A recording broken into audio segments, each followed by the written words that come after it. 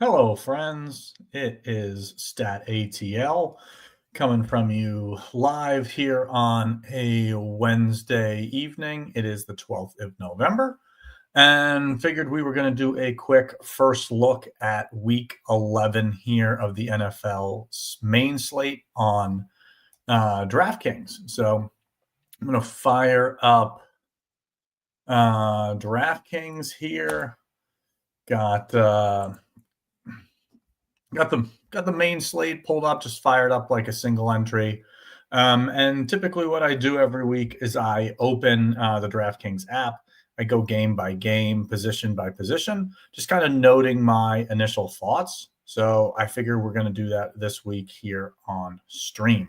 So first game of the slate is Carolina at Atlanta. So not really a spot to me that stands out for either quarterback. Both defenses have yet to allow a 300-yard passer all season. So ground game here with Bryce Young, Michael Penix, probably not one that I'm gravitating towards.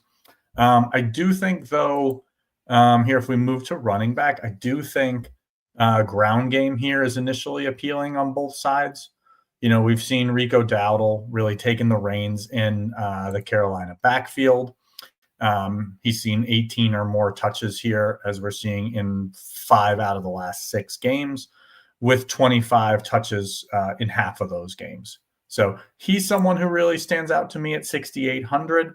You know, the Falcons just surrendered 286 total yards with 3 touchdowns to Jonathan Taylor just last week. Christian McCaffrey also topped 200 yards with multiple scores against this Atlanta defense just 3 weeks ago. So I think it's a really intriguing matchup here for Rico Dowdle a week after kind of disappointing at high ownership. So he really stands out. I think Bijan Robinson here is really interesting. You know, you've got Alvin Kamara, Josh Jacobs, James Cook, all topped 100 total yards against the Panthers in their previous 3 games. So I think that's an interesting spot to go. You know, Bijan seeing pretty decent usage, both, you know, on the ground, also heavily involved, you know, in their passing game. We've seen multiple games here of, you know, 5, 6, 8, you know, receptions, you know, higher target volume here. We've seen receiving touchdowns along with rushing touchdowns. So, you know, we've seen 30-point ceiling from him multiple times this season. So I do think he's intriguing. If we move over to, you know, pass catchers here, I think the matchup's probably a little better than it appears on paper here for Drake London. You know, you see the red 6. I think that's might keep people off of him. But, you know, Chris Olave, George Pickens, Jalen Waddle, Stephon Diggs all went for more than 100 receiving yards against Carolina. And then, you know, recently we had Romeo Doubs went for, you know, 7 for 91, Khalil Shakir 6 for 88, Jawan Johnson 4 for 92. And these are, you know, solid outings against Carolina just the past 3 weeks. So I do think Drake London, his price is elevated to the highest we've seen all season at 7,400, but the targets have been there the last 4 or 5 weeks. We're seeing him getting ed zone targets. You know, he's got 6 touchdowns in the Falcons' past 5 games. So, you know, they're looking for him. We've seen 30, we've seen 40-point outcomes out of him. So I do think that he's kind of sneaky here in this game. So definitely a spot that I have some interest in. If we shift over to the Tampa Bay Buffalo game, I think let's start at quarterback. So, you know, the Bills have kind of been a bit of Jekyll and Hyde the past 4 games. Strong performances against Kansas City, strong performances against Carolina, but like shockingly unable to generate more than 14 points against both Miami and Atlanta. So I think that on paper, the Bucs are offering a strong spot here for Josh Allen, as Michael Penix, Sam Darnold, Mac Jones, Drake May all top 280 yards against them. So I think if you're paying up for quarterback, if we just kind of look at the slate at the position altogether, I think that Josh Allen is probably my favorite of these pay-up options at quarterback. And then if we look at the other side of the ball with Baker Mayfield, like he's been pretty close to the model of consistency, getting a lot of high teens, low 20 scores. But I think this is a pretty difficult matchup against the Bills. No quarterback has thrown for more than 2 touchdowns or topped 275 yards for the Bills, or against the Bills. And Baker, you generally kind of see him kind of hit more of his ceiling type performances when he's throwing for 300 yards, when he's throwing for 3 touchdowns. Doesn't offer a ton on the ground, like 3 weeks in a row where he hasn't even had a rush attempt. So I think that there's probably better spots than Baker. If we navigate over to running back here in this game, James Cook, 17 or more touches in every game but one this season, that 24-14 loss to Atlanta. He's shown 30-point upside here. And we had Travion Henderson and Jahmyr Gibbs surpassing 30 fantasy points against Tampa Bay just the past 3 weeks. So I think that he is intriguing here at 7,300. Certainly after a week of kind of giving you a dud score last week, I think that probably keeps his ownership down. On the Tampa Bay side, we've got Bucky Irving, doubtful, likely to miss. So ground game's not really going to stand out here. When we're looking at Rachaad White, he's only topped 14 rush attempts once all season back in week 6. And with only one game over 17.4 or 17.6 fantasy points, was only done it once. So he's not really standing out to me here at 6,200. And then through the air in this game, I think Emeka Egbuka here probably standing out to me. Wide receiver ones, opposing wide receiver ones have really had success against Buffalo this season. And if we look at kind of recent targets for Egbuka, we're seeing 9, 12, 13, like the last 3 weeks, so heavily involved. And I think he's probably my favorite piece here. And then if I've got to go somewhere with Buffalo, it's probably at tight end with either Dalton Kincaid or Dawson Knox if Kincaid were to miss.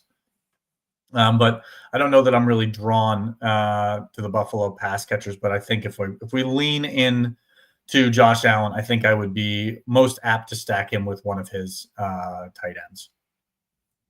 So if we move on to the next game here, which is the Chargers at the Jags, starting at quarterback. Jaguars here kind of present one of the easiest matchups on paper to opposing quarterbacks. Brock Purdy, Patrick Mahomes, Sam Darnold, Geno Smith, Davis Mills, all accounted for 290 plus, total yards, multiple scores against Jacksonville the past 6 weeks. The only quarterback, the Jaguars, who have held under 293 yards during the past 6 weeks was Matt Stafford, and Stafford threw for 5 touchdowns that game. So I think Herbert is really interesting here. He's top 26 fantasy points in 3 out of the past 4 weeks. Got another 30-point game earlier in the season. So I think that he's kind of going to stand out to me here at 6,300. Ground game doesn't really stand out for Kamali Vidal here. 5,900, the price isn't bad, but he's kind of more of a bowling ball, not really much of a dynamic threat on the ground, kind of gets what the defense presents to him. And so Jaguars a little bit of a tougher matchup, so probably not one that I'm gravitating towards. No running back has topped 63 rushing yards against the Jaguars. And so, pass catching backs have had some success against them. But if we look at Vidal, Vidal has, only had 2 games with more than 1 reception all season. He has some involvement, but it's pretty rare that they really lean into his pass game work. So I think for the Chargers, I think if you're targeting them, this is a Justin Herbert kind of double stack would generally be where I would gravitate to this. Other side of the ball, sticking at running back, like Travis Etienne, 5,600. It's an intriguing price. We're seeing kind of a lot of middling scores. He's only topped 16 rush attempts once, going all the way back to like week 4. So I don't know. He's intriguing at 5,600 because of his pass game work. You're typically seeing 3, 4, 5 targets almost every week out of him through the air. So I think that's intriguing. But I think where I'm most interested in is probably the pass game for this side, specifically on the Chargers side.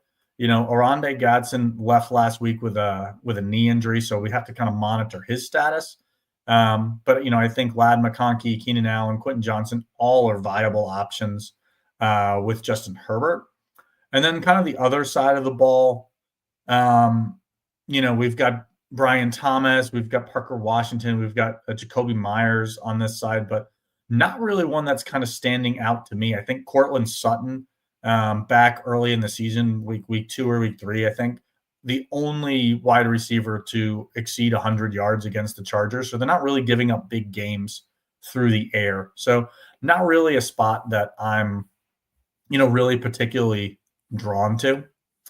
If we move on to the next game, which is the Bears visiting the Vikings, I think both J.J. McCarthy and Caleb Williams, both intriguing options this week.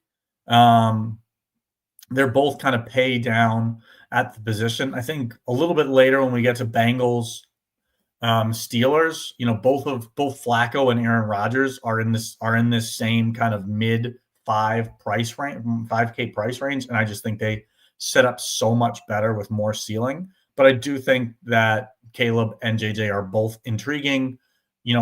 Doing a first look here early in the week, I think that there's somebody you could consider for your player pool.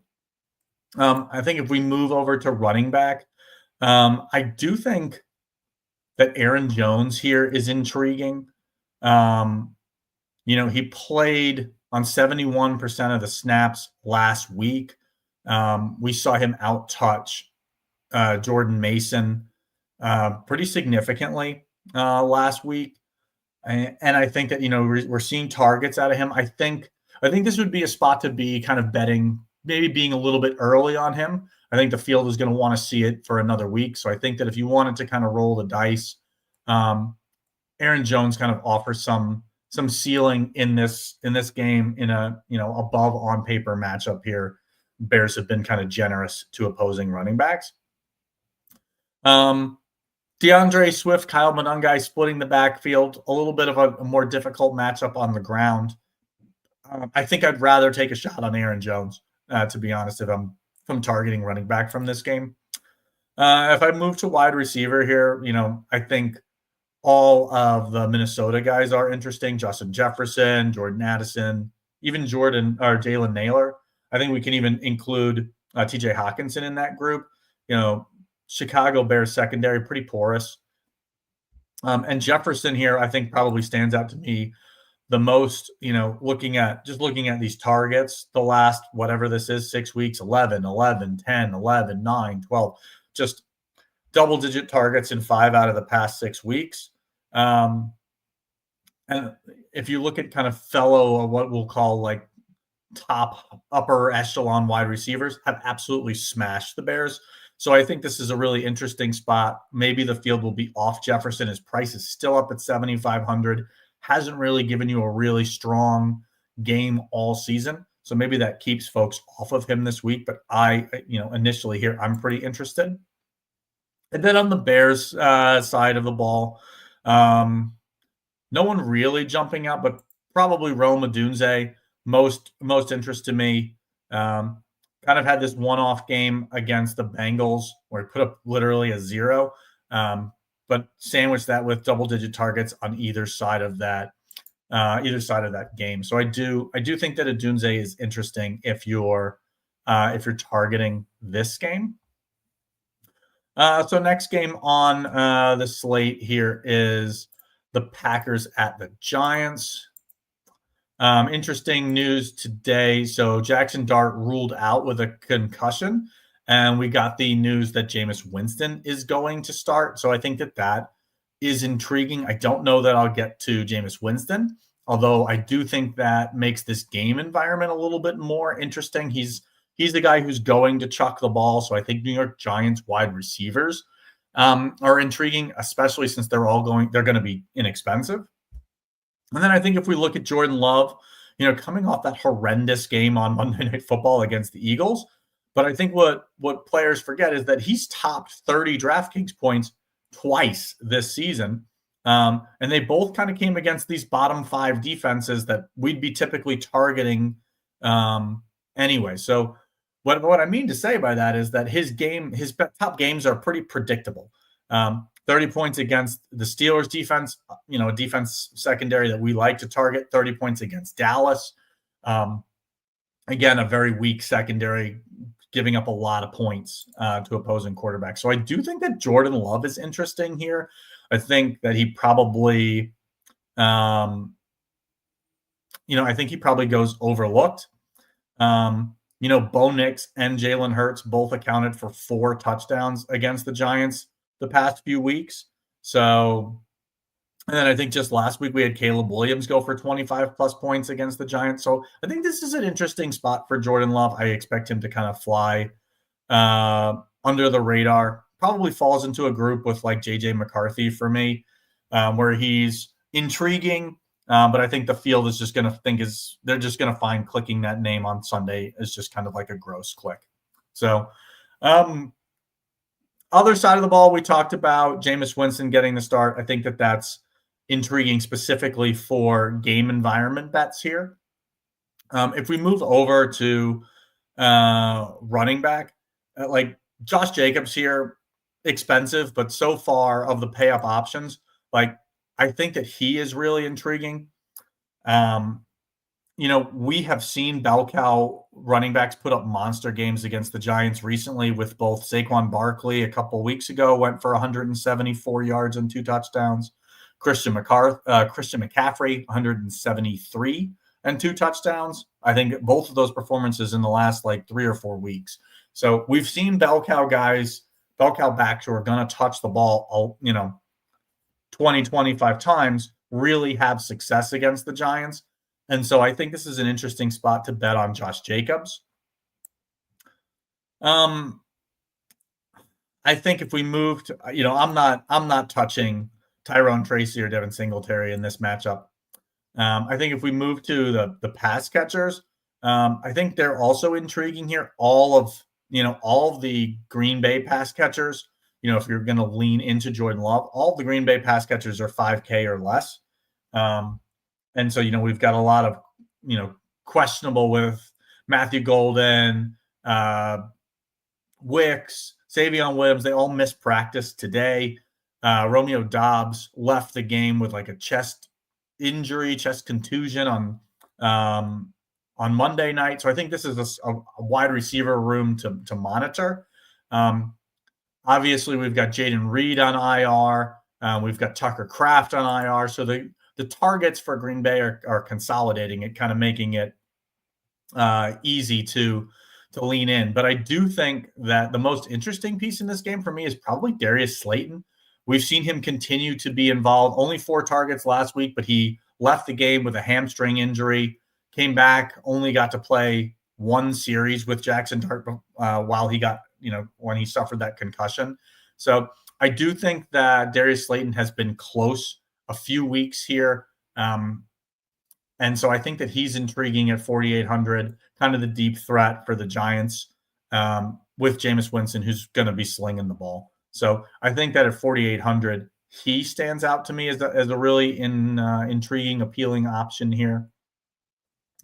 If we move to the next game, which is the Bengals and the Steelers, starting at quarterback, I think that at 5,500 here, Joe Flacco really standing out. Steelers have surrendered games of 295 or more yards with multiple scores to Sam Darnold, Drake May, Carson Wentz, Jordan Love, Daniel Jones. and the aforementioned Joe Flacco went for 340 yards and 3 touchdowns when these teams met back in week 7.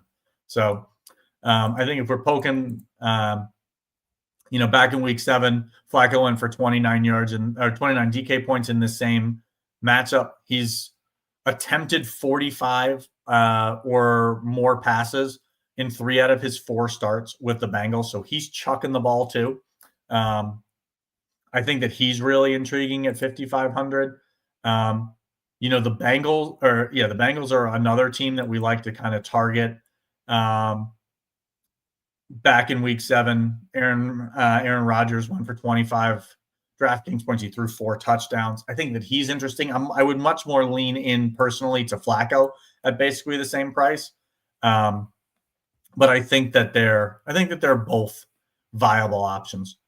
And then if we move to the ground matchup here, I think Jaylen Warren is going to stand out for people who's going to garner some ownership this week just because of his consistency at his price. But as you're seeing, like, he hasn't topped 22 points all season, so he hasn't given you a 4x salary score all season. Doesn't mean that he can't do it. I mean, this is certainly a great matchup for him, probably the best matchup he's had all year.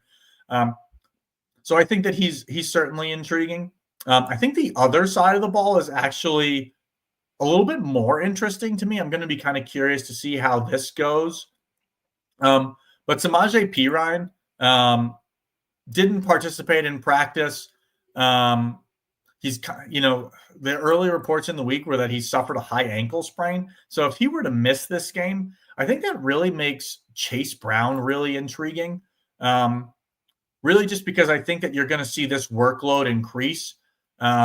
You're seeing 19, 15, 13, 11, 15, 13. Like, you're seeing a decent amount of touches already. But I think if you kind of give him more of Ryan's role, that kind of really moves into that expected workload of probably 16 to 20 touches at 5,700 against middle of the road matchup. I don't mind that. I kind of like Chase Brown as a solid kind of pay down mid-tier option there. And then if we move to the pass catchers in this game, it's just so hard. Like, we talked about how much we like Joe Flacco here. I mean, I think Jamar Chase, T. Higgins really stand out. If we're looking at Jamar Chase, he's got 62 targets the past 4 games. So all 4 of Flacco starts, just huge target numbers. He's top 20 fantasy points in all of those games. And then T. Higgins here, 8, I think this was 10, 8. So 3 out of the 4 starts with Flacco. He's also seen 8 or more targets. He's top 20 DraftKings points in half of the games with Flacco. So I think that he's also quite viable and intriguing this week. And then on the other side of the ball, the Steelers game is just, the Steelers pass catchers are essentially like DK Metcalf and basically the tight ends. And I think it's the tight ends that stand out. Bengals have been torched by the position all season. I think when they played the first time, I think Freiermuth went for like 111 yards and 2 touchdowns. 111 and 2 touchdowns for 30 DraftKings points. So he's probably going to garner some ownership from score box watchers. But I think that all three of the Steeler tight ends are intriguing here. Sam Laporta went for 90 plus yards and a touchdown. Loveland went for like 120 and 2 touchdowns. And then you also had really strong games from like Mason Taylor, Jonnu Smith, TJ Hawkinson, Tucker Kraft, Harold Fallon. Like these guys all had like 12 to 15 points against the Bengals this season. So I do think targeting one of these cheaper Steeler tight ends is an intriguing way to go. You're probably touchdown hunting, but we've certainly seen big games out of some lesser names at the tight end position. So I think that is an intriguing way to go. Let me click off of these as we move to the after. Oh no, we've got one more. We've got the Tennessee Houston at Tennessee. So I think my first thought when I'm looking at this game, just in general, we'll actually move over to D, is did DraftKings actually price up the Texans D this week for like literally probably the first time? Yeah, they've been kind of priced down into this mid range basically the whole season, despite the fact that they're probably one of, if not the best defenses in the entire league. They draw the Titans this week, so yeah, 3,700 definitely still interest there. Quarterback CJ Stroud missed last week with a concussion. I would expect him to be back this week, I think, but him or Davis Mills, I think, is an intriguing spot in this matchup. On the ground, some interest probably in like Woody Marks, again, as another mid-tier, mid-tier. He's only top 14 rushes once all season, back in week 4. So I'm not sure it's a spot that I'll get there. He does have some involvement in the pass game. I think it's just kind of a betting on, I think if I'm playing Woody Marks, I'm probably pairing him with the Texans D. I think that is a strong correlation this week. And then through the air, best matchup, Nico Collins. He's seen, I think it's 36 targets the last 3 weeks. Certainly viable for 25 to 30 points, well within the range of outcomes for him at 6,700. 4x, 5x score, well within the range of outcomes in terms of the targets. And so I think that's probably where I'm going if I were to touch this game, but probably not much. Certainly on the Titans side, against arguably one of the best defenses in the league, probably not going to get there for any of those pieces. So moving on to the next game, we got the 49ers visiting Arizona. Kind of the big news in this game is starting at wide receiver is that Marvin Harrison Jr. is going to miss. I think he had surgery for an appendectomy, I think appendicitis. So he's going to miss this game, which just means there's going to be a ton of ownership on Trey McBride. I do think a very intriguing way to kind of build around this game is to build with Jacoby Brissett. In his 4 starts this season, top 20 DraftKings points in all 4 of his starts. Again, he's under 5,000, so he's given you 4 to 5x salary score in every one of his games. His most obvious stacking partner is really obvious even before Marvin Harrison got ruled out. You look at the 4 games, and for Trey McBride, 11, 13, 9, 13, with 21, 29, and 30 DraftKings points in 3 out of his last 4 games, like seeing really heavy ownership.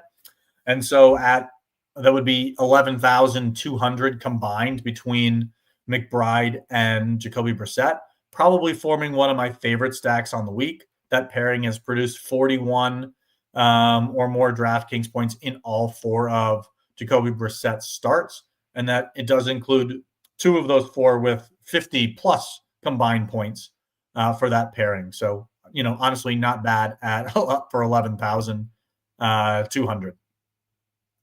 I think really that's really what stands out to me in this game. I think if you wanted to, obviously Christian McCaffrey heavily involved in both the pass game and the rushing game. Arizona kind of a middling team or a matchup for him. 24 points the first time they met. I feel like the most likely outcome for him is to give you a game here in the 20s. Yeah, as you're seeing, that is most of his games are in the 20s. That feels like his most likely outcome is that 25, 27 point game at 9,000. Like, I feel like that's not a bad spot, but not one that kind of jumps out to me that I feel like I need to play into that. And then on the San Francisco side, we don't know about Ricky Pearsall, but Jawan Jennings is really intriguing here at 5,100. Really establishing himself as kind of that wide receiver 1. And then if you wanted to kind of really lean in and maybe even play double tight ends, obviously George Kittle, 9 targets last week, put up 23 points, still priced, very, I think if you were comparing him to wide receivers in that 5K range, like high fours, low fives, like he's got as high a ceiling as any of them. So I've got no problem leaning in to Kittle again this week. The next afternoon game is the Seahawks visiting the Rams. Right here, we've got a battle of probably 2 of the top defenses and 2 of the top teams in the NFC, with both Matt Stafford and Sam Darnold playing well this season. If we start with Stafford, who is at 6,600, he's gone for 26.8 or more fantasy points in 5 out of his last 6 games. I think he's intriguing here at 6,600. On the ground, I don't think I'm going to get to Sam Darnold, but I think Stafford much more appealing. I think on the ground, I'm not really running to play the Rams. They've got the better matchup here against Seattle. But both of these teams are kind of operating in split backfields, with Blake Corum seeing a lot more snaps, getting goal line work, and obviously Kenneth Walker and Jack Charbonnet kind of the same. So I think at these prices, I just think there are much better options on this slate. If we move over to wide receivers, this game is featuring, 2 of the top wide receivers in the league with Puka Nacua and Jackson Smith-Njigba, along with a future Hall of Famer in Davante Adams. Adams has one of the most robust red zone roles in the league. He's up still at 7,700. I think he's only got 1 game with double-digit targets here since, honestly, even all the way back to week 2. So while he does have this high touchdown upside, I feel like it's really unlikely against, a better Seattle defense that he buries you for not playing him at 7,700. That's, basically a 30-plus game, which, again, he can do because of this robust red zone role, but not one that's standing out to me. I think I prefer JSN to Nacua here.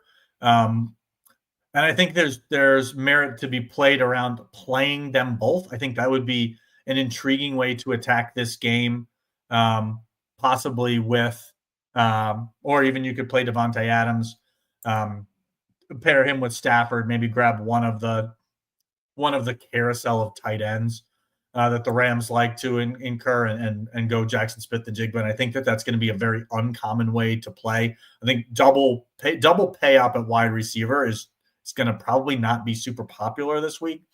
And I think that's an intriguing way to potentially build.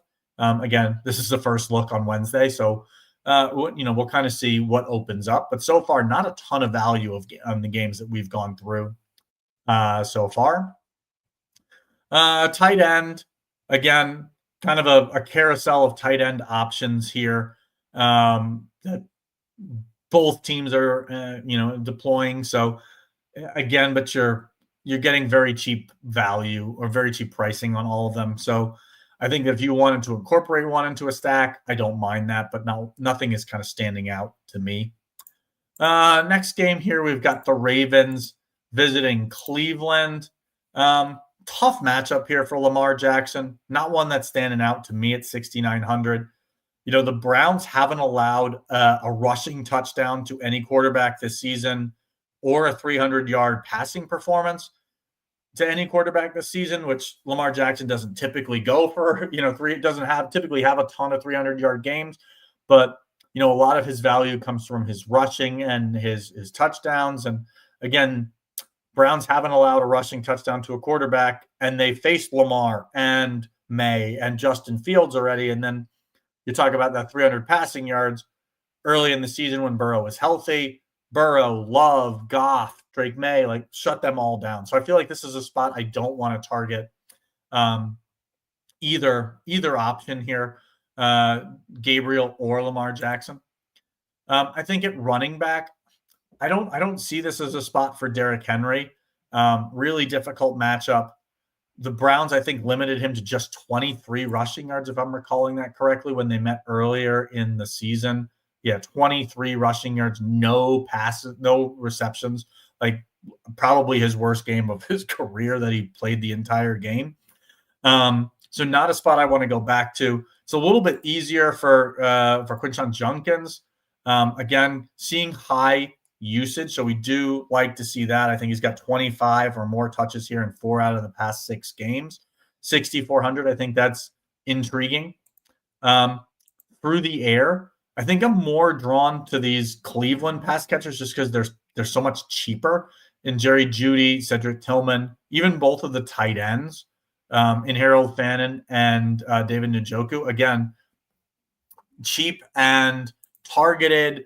And you know what I mean? Like you're seeing these 11, 15, 18 point games in the last 5 weeks out of Harold Fannin, who's 3,800.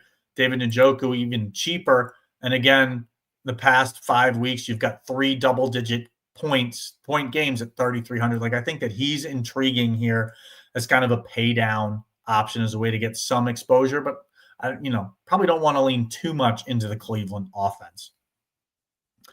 I think Mark Andrews again in consideration here at 3,500. Divisional matchup again, seeing limited targets I think is not as appealing, but we have seen a 27-point game out of him, 16 points just 2 weeks ago, double digits again last week at 3,500. Like, I think that you could certainly do worse if you're looking to pay down at tight end. And then last game of the slate is the Chiefs visiting the Broncos. A really, a good real life game with the 5-4 Chiefs visiting the division leading, I think probably the best record in the NFL, still at 8-2 for the Broncos. Quarterback, kind of tough matchups here for both. I think Bo Nix is probably more appealing of the two. The Chiefs have allowed multiple quarterbacks to score 2 or more touchdowns on the ground in a game. And, we've seen that out of Bo Nix. We've seen that ceiling with multiple rushing touchdowns. Some decent rushing attempts in most of his games. So I don't know that he stands out to me at 6,100. Probably not a spot I'm going to target either quarterback, to be honest. But if you did, I think he's probably, at home, he's probably the more appealing matchup. On the ground, I think it's hard to get to either Kansas City back with that kind of split backfield. I do think what might be potentially intriguing, there's been rumblings that J.K. Dobbins may be headed to IR. Obviously, he didn't practice this week. I think that if he were to miss, this would be a really intriguing spot for rookie RJ Harvey. Again, we haven't seen him get a ton of rushing attempts. We have seen him a little bit more involved in the pass catching role, but if J.K. Dobbins is out, I would expect RJ Harvey to see in that 12 to 15 touch range, maybe more. And we've seen some explosiveness out of him on limited touches. 19 points back in week 4, 24 points in week 8, 16 points in week 9. Like, I think that if we get some run out of him and he gets the opportunity, the matchup isn't an easy one, but it's, I think Kansas City isn't as vaunting a rush defense as people think. So I think that that's intriguing to me. If we move to pass catchers, obviously tough matchup on the through the air, but I think this is a little bit more appealing for Rashee Rice than I think is going to stand out, just because the Broncos are going to be without top corner Pat Surtain. But I think the most intriguing kind of play through the air for me is probably Troy Franklin in this one. Really come into his own the past couple of weeks. He's got target counts of 8, 9, 10, 10 the last 4 weeks. We've seen 27-point ceiling at 5,400, I think is intriguing. We're seeing, 4 touchdowns the past 4 weeks. Like, they're looking to him in the end zone, which are the most valuable targets. He's leading the team by a pretty fair margin at red zone targets. So he's probably my favorite play in this game. And then if we just kind of looked at defense throughout the whole slate, I think kind of pay-up options that stand out to me probably here are the Texans taking on the Titans, Packers on the road but facing Jameis Winston. I think you can basically guarantee them at least one interception. I think the Falcons are intriguing here against Carolina at home. I think that that's an intriguing option. We kind of move down more towards the mid-range. I do like the Rams here against Seattle. I think that's intriguing. But I think probably my favorite here in the mid-range is probably going to be the Chargers against Jacksonville. They're getting pressure on the quarterbacks. Trevor Lawrence turning the ball over, so I do like that. And then I think if I have to pay down at defense, probably Seattle. Seattle's got 8 or more fantasy points literally in every game but one. They're getting pressure on the quarterback. They're forcing turnovers. They're forcing sacks. So tough matchup on the road. But I think if you're paying down, probably Seattle, my favorite option. My favorite option there. So appreciate you tuning in. This is StatATL doing my first look for week 11. If you are not already, please hit the like and subscribe button and check us out over at 1 Week Season, oneweekseason.com, or you can follow us on Twitter /X, 1 Week Season, or you can follow me, StatATL. Thanks for tuning in and hope to see you and your OWS avatar at Tops of Leaderboards this week.